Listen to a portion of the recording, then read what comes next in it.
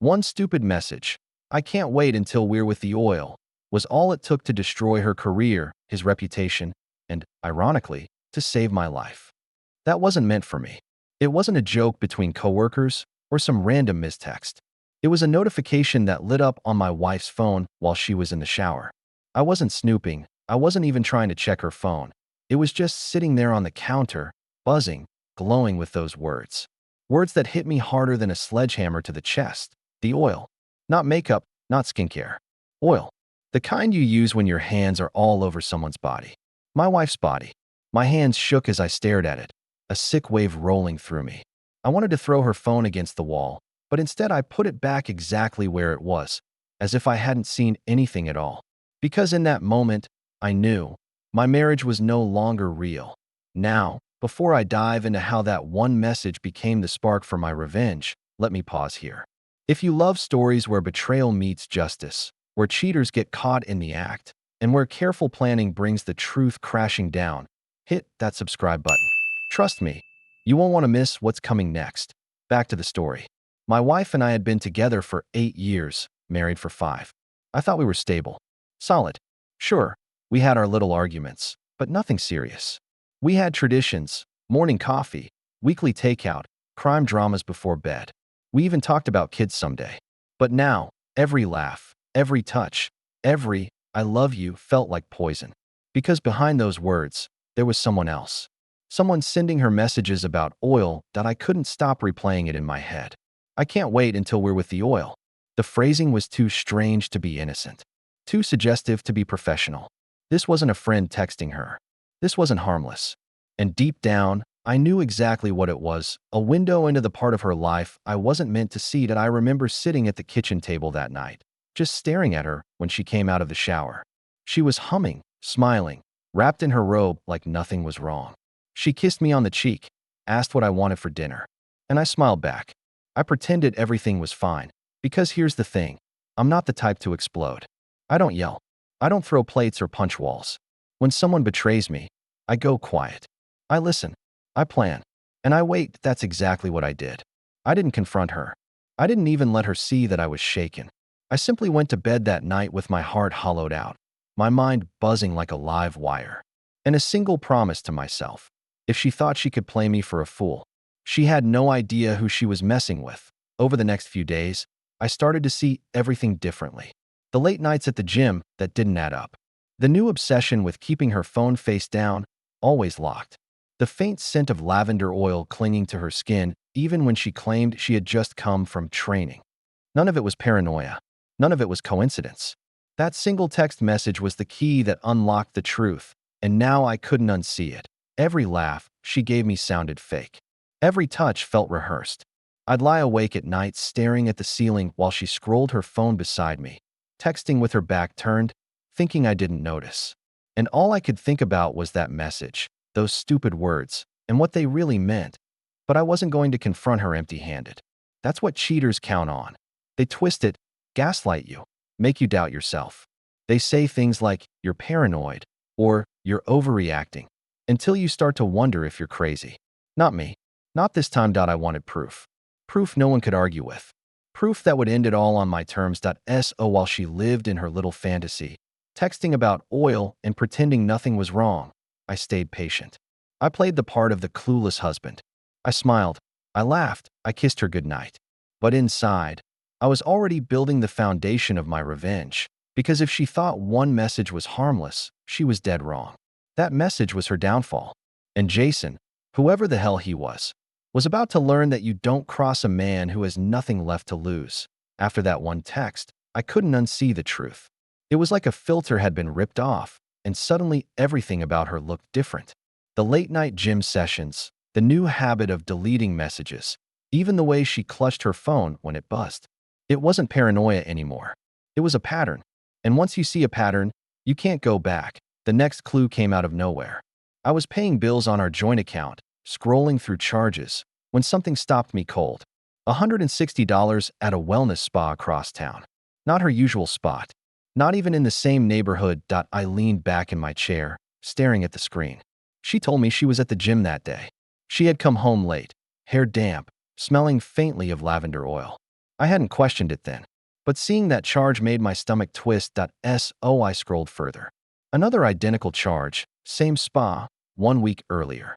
And again, that night, she'd told me she was at the gym. That evening, over dinner, I tested her. I asked casually about her workouts, about this new trainer she'd mentioned. She launched into a whole story, fork in hand, talking about how he was pushing her harder, how she was feeling stronger, healthier. She smiled as she spoke, proud of herself, like she was letting me in on a secret.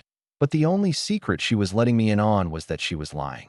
And she didn't even flinch while doing it. I sat there, nodding, pretending to listen, but inside I was boiling. Not because of the lie itself, I had already expected it, but because of how easily it rolled off her tongue. How natural she looked sitting there, talking about workouts she never had, trainers who didn't exist. After dinner, she kissed me on the cheek and went to shower. I stayed at the table, staring at the empty plate, gripping my glass until my knuckles turned white. This wasn't just infidelity. This was performance. She was acting in a play, and I was the fool in the audience who was supposed to believe the script. But I wasn't clapping. The next morning, I made a call.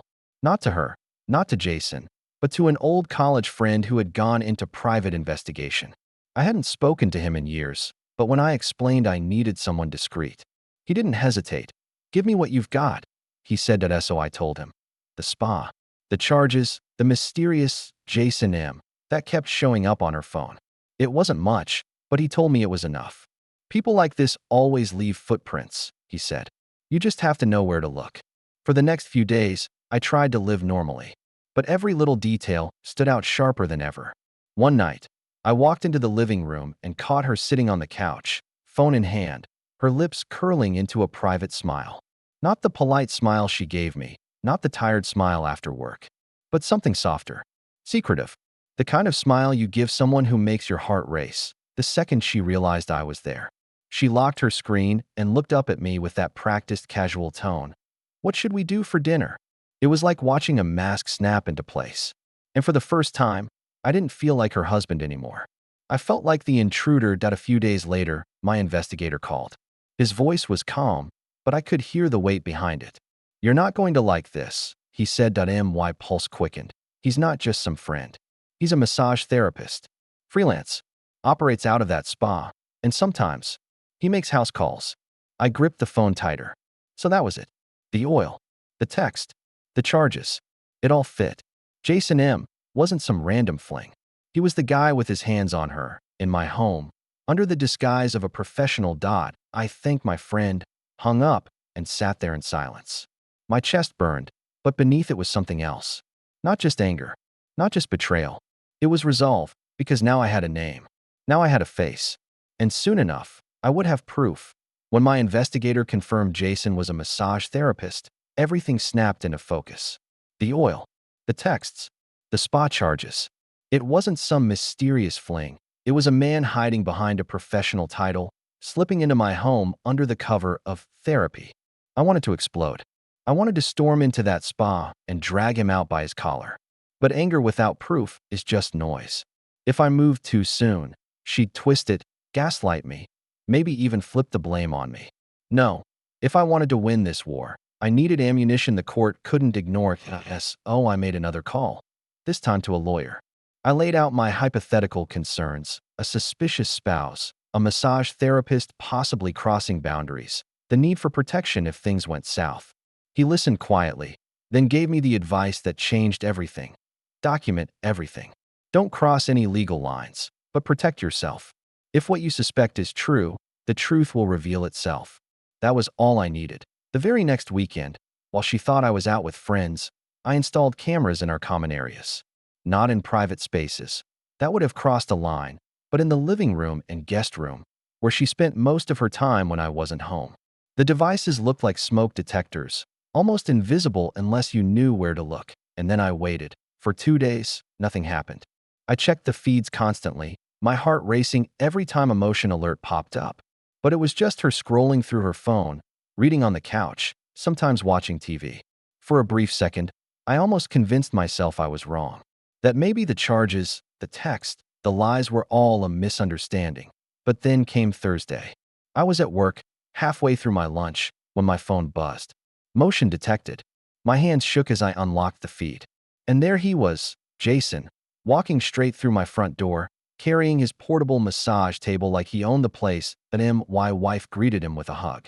Not the quick, professional kind, but one that lingered, too warm, too comfortable. She shut the door behind him, her face glowing with a smile I hadn't seen in months. Jason set up the table in the living room. Chatting casually like this was the most normal thing in the world. Within minutes, she was lying face down, and he was working his routine. At first, it looked professional. For a moment, I almost doubted myself again. But then I saw it. He leaned down, whispered something into her ear. She laughed. Not the polite laugh she gave coworkers, not the tired laugh she gave me after work, but the kind of laugh that belongs to someone who feels wanted. His hand lingered on her shoulder, sliding in a way no professional should ever do. My stomach twisted, my vision blurred. I closed the feed, my jaw locked so tight it hurt. It was real. It was happening right there, in my home, on my couch, under my roof. But as the initial wave of anger passed, something else took its place. Cold clarity. Because now, I didn't just have suspicions. I had proof. Video. Evidence that couldn't be explained away or twisted into paranoia. That night, she came home acting like everything was normal. She kissed me goodnight, scrolled her phone in bed, and drifted off to sleep. I lay next to her, staring at the ceiling, my mind sharp and focused. I wasn't broken anymore. I wasn't the clueless husband in the dark, that I was in control. And she didn't even know it yet. Catching them on video wasn't the end. It was just the beginning. Having proof gave me strength, but it also gave me patience. I didn't want to just confront her and shout. I wanted to dismantle her world piece by piece, legally, methodically, so that when the time came, she would have nothing left to hide behind. The first step was money. For years, she and I had shared everything. One joint account, one credit card, bills split down the middle. I used to think that was trust. Now I saw it as a liability. If this ended in divorce, and I had no doubt it would, she could drain accounts, rack up debt, and leave me drowning. Not on my watch. So, quietly, I opened a new bank account in my name only. I rerouted my direct deposit from work to land there instead of the joint account. Every paycheck, every cent I earned, now flowed into a place she couldn't touch. At the same time, I began moving valuables.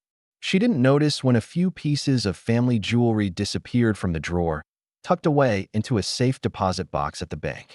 She didn't notice when I pulled important documents, birth certificate, passport, car title, and stored them in a fireproof lockbox under my desk at work.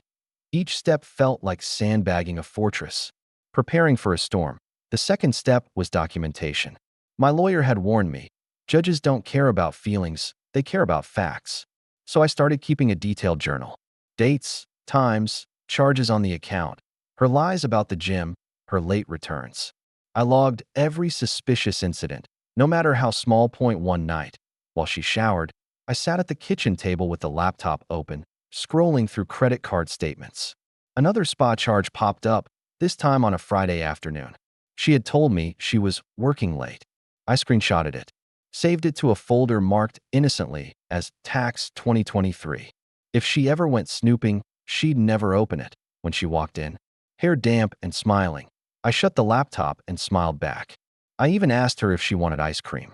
She had no idea that her work late story had just been added to a file that could one day ruin her in court. The third step was control of assets. The car was under both our names, so I called the insurance company, updated the paperwork, and began the process of moving it fully under mine. She never read the mail carefully enough to notice the change in policy numbers. That night, lying next to her, I rehearsed scenarios in my head. If she tried to take half of everything, what would happen? If Jason tried to challenge me in some way, what evidence would crush him? Every plan I made was another brick in the wall between me and disaster. And still, she was none the wiser. She'd come home humming, glowing, sometimes smelling faintly of lavender.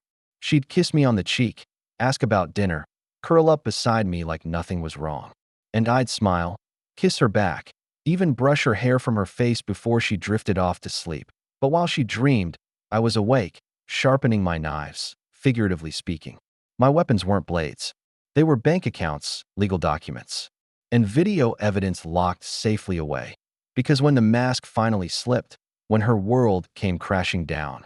I wasn't just going to survive it, I was going to walk away with everything. By this point, I had the financial fortress built and the video recordings tucked safely away. But I wanted more. If Jason was reckless enough to turn my wife into a secret client, chances were he had crossed the line with others too. And if I could prove that, it wouldn't just be betrayal. It would be a professional scandal. The problem was simple. I couldn't walk into his spa myself. He'd recognize me, get suspicious, and shut everything down. I needed someone else. Someone who could play the part of a normal client while documenting everything. That's when I called Emily. Emily was a colleague from work, sharp, discreet, and the kind of friend who doesn't flinch when you ask for a strange favor. I told her the basics. I suspected a massage therapist of stepping outside his boundaries, and I needed proof. She didn't even hesitate. Tell me when and where. She said, so we set it up. She booked Jason for a home visit, same as he did with my wife. My investigator was ready, parked down the street, camera in hand. Emily wore a small recording device under her sweater, hidden but clear enough to capture anything important. The day of the appointment, my nerves buzzed like live wires. I sat in my car a few blocks away, staring at my phone, waiting for updates. Every minute felt like an hour. Finally, my investigator texted, "He's here." Jason showed up right on schedule, carrying his massage table like a traveling salesman.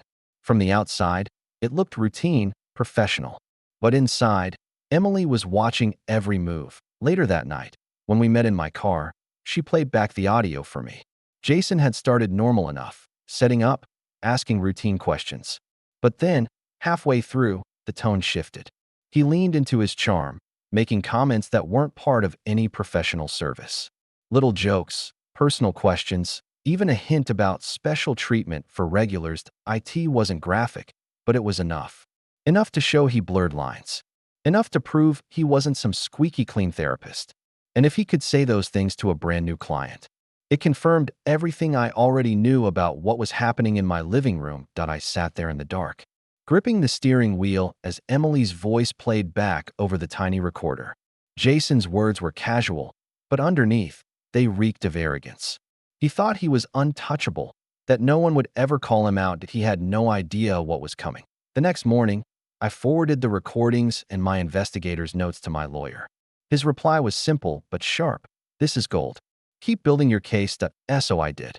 I saved the files in my hidden folder, copied them to a separate drive, and locked it all away. Piece by piece, my arsenal was growing. At home, she still played her part.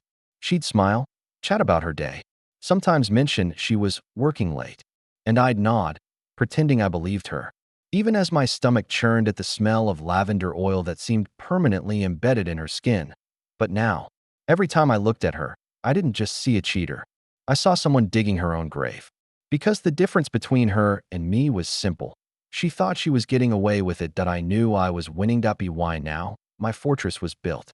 I had the recordings, the financial safeguards, the undercover sting with Emily, and hours of video footage that told the story better than words ever could.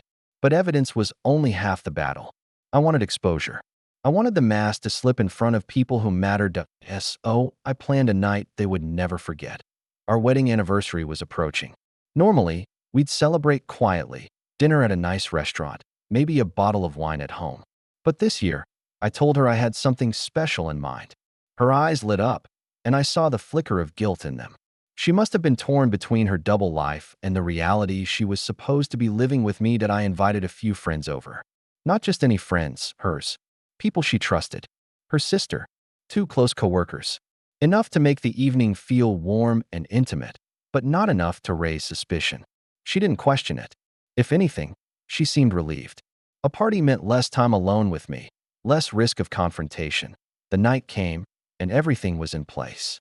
Drinks chilled, food on the table, laughter filling the air.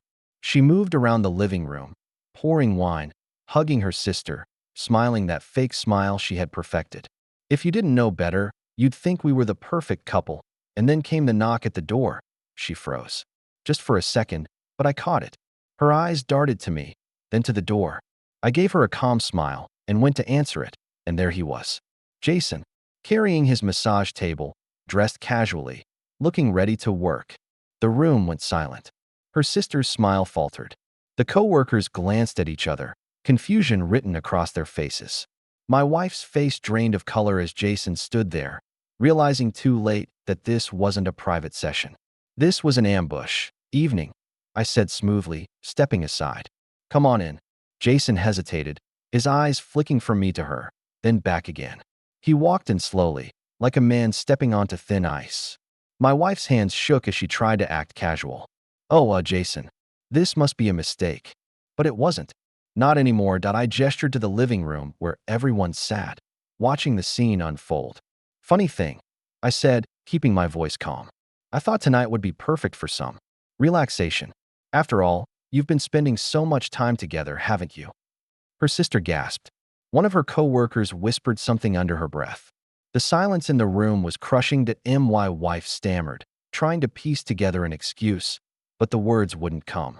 Jason shifted uncomfortably, gripping the handle of his massage table like it might shield him from what was happening. I didn't scream. I didn't throw anything. I simply walked over to the TV, grabbed the remote, and pressed play.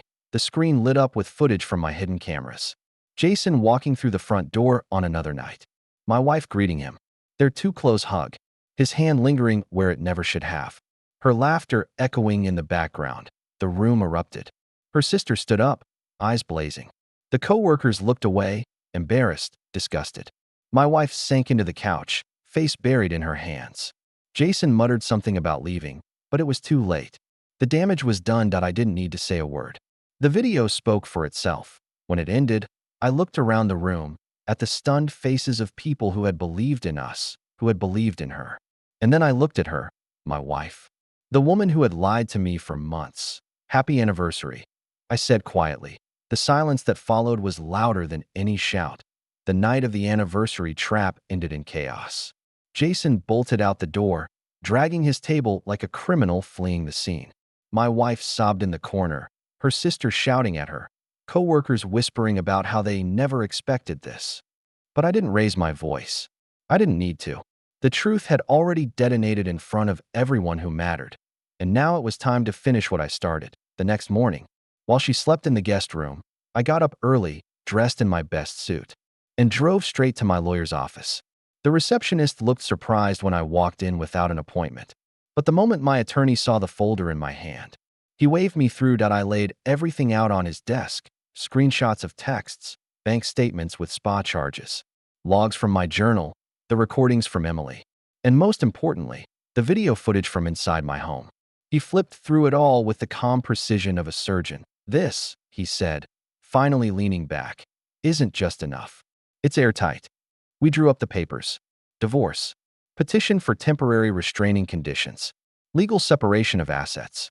My fortress was already built. Now we were using it as a battering ram. By the afternoon, the documents were filed. My wife would be served within days. And this time, there would be no room for lies, no gaslighting, no second chances, but I wasn't done. Not by a long shot. Because Jason wasn't just a cheater.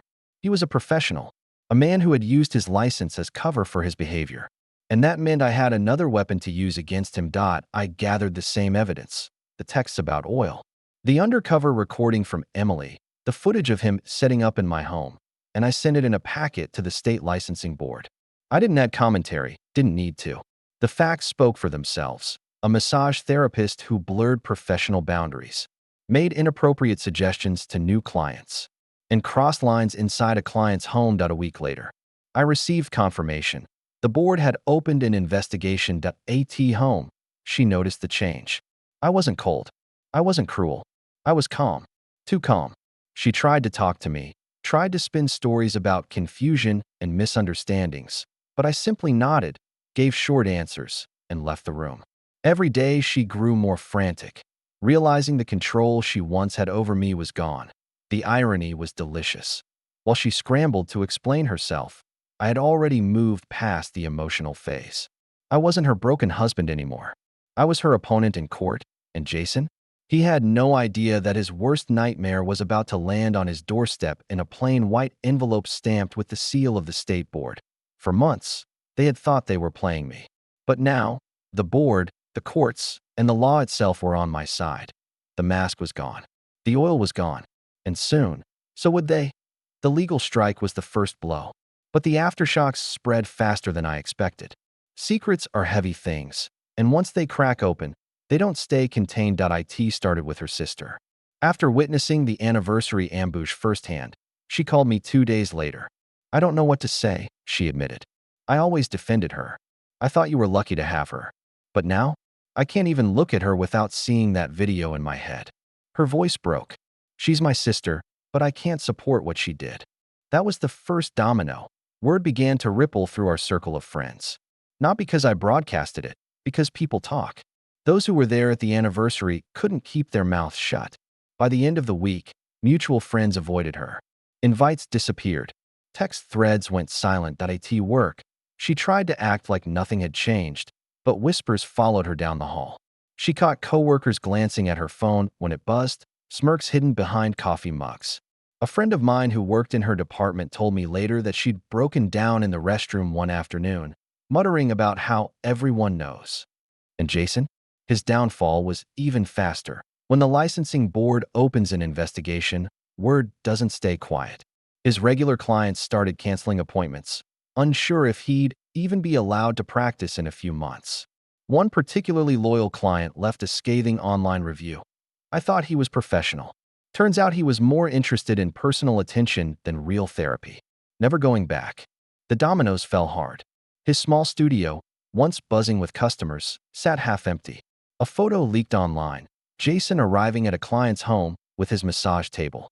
Someone captioned it, "House calls," or "Home wrecking." It spread like wildfire. I didn't write that caption. I didn't post the video. I didn't need to. I had planted the truth where it mattered, and now their own actions were turning into poison. At home, my wife unraveled. Her sister avoided her calls. Her friends stopped inviting her out.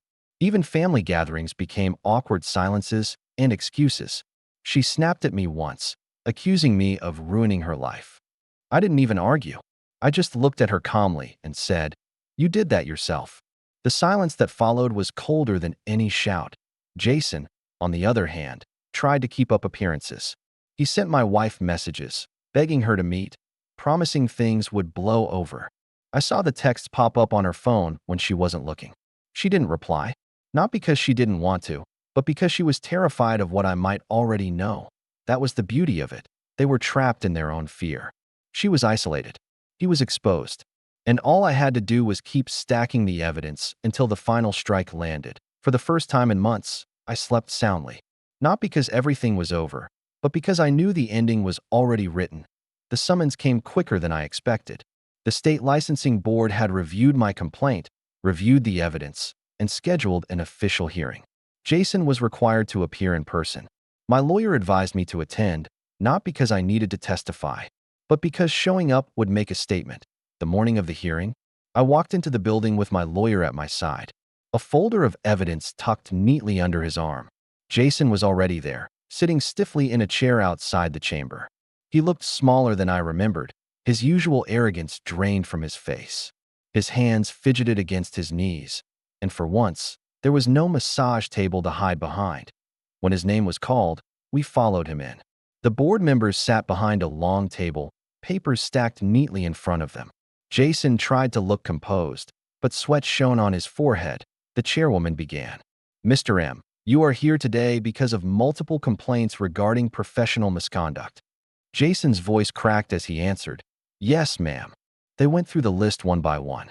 Unauthorized house calls, boundary violations, inappropriate comments to clients. Each point backed by documents, screenshots, recordings, and video. At one point, the board played a clip from my hidden camera, the one of Jason walking through my door, greeted too warmly by my wife. The audio of Emily's undercover recording followed, his voice making unprofessional remarks that no therapist should ever make. Jason stammered excuses. It was misinterpreted. Just jokes. Friendly banter. But the board wasn't buying it. "Professional boundaries exist for a reason," one member said sharply. "You crossed them." Repeatedly. My lawyer leaned over and whispered, "He's done." In the back row, I caught sight of my wife. She had come, maybe out of guilt, maybe out of some twisted loyalty to Jason. But when the recordings played, her face turned pale. She looked around at the stern faces of the board, at the evidence flashing on the screen, at Jason shrinking under the weight of his own words. For the first time, I saw the reality hit her. Not only had she destroyed our marriage, but she had tied herself to a sinking ship. The board deliberated briefly, then returned with their decision. Jason's license was suspended indefinitely pending further review. He was barred from practicing, barred from taking clients, barred from hiding behind the title of therapist. He stood there, speechless, his career dissolving in front of him. I didn't smile. I didn't gloat. I just sat there, calm, collected, the man he had underestimated from the start. When it was over, I walked past him without a word. My wife tried to meet my eyes, but I didn't give her the satisfaction. She had chosen her side, and now she was standing in the ruins of it. Outside, the sun was bright. My lawyer clapped me on the shoulder. "That's it," he said. "You've won." And for the first time in a long time, I actually believed it. The hearing was the final nail in their coffin, but it wasn't the end of my story. When the dust settled, when the shouting and the lies and the tears were over, I finally had something I hadn't felt in months: peace. The divorce moved quickly. My lawyer's preparation, the evidence I'd gathered, and the mountain of documentation left no room for arguments. Assets were divided exactly as I had planned. My fortress held strong. She walked away with far less than she expected, and I walked away with my freedom intact. Jason faded into obscurity almost overnight. With his license suspended and his reputation shredded, clients abandoned him. His name popped up in forums, whispered in small-town gossip, always with the same sneer. "That's the guy who ruined his own career." As for me, I sold the house. I didn't want those walls anymore, those rooms that echoed with betrayal. I bought a smaller place across town, a clean slate. I filled it with new furniture, new routines. And for the first time in years, silence that wasn't heavy. It was comforting. I started working out again, rediscovering hobbies I had pushed aside, reconnecting with friends who reminded me what loyalty actually looked like. And slowly, life didn't feel like survival anymore. It felt like living. Sometimes I catch myself thinking back to that message. "I can't wait until we're with the oil." It's almost laughable now. Such a simple, stupid phrase. And yet, it unraveled everything. But maybe it had to. Maybe I needed that crack in the facade to finally see the truth. Do I regret it? No, because without that betrayal, I might still be living blind, thinking my marriage was something it never was. Now, I live with clarity, with strength, with freedom. I'll ask you this. Did I do the right thing? Was I too cold, too calculating? Or was this the only way to handle betrayal like that? What would you have done in my place? If you've been here with me through the whole story, thank you. And if you want more stories where betrayal meets justice, don't forget to hit that subscribe button, leave a like, and drop a comment with your thoughts. Trust me, you won't want to miss what's coming next.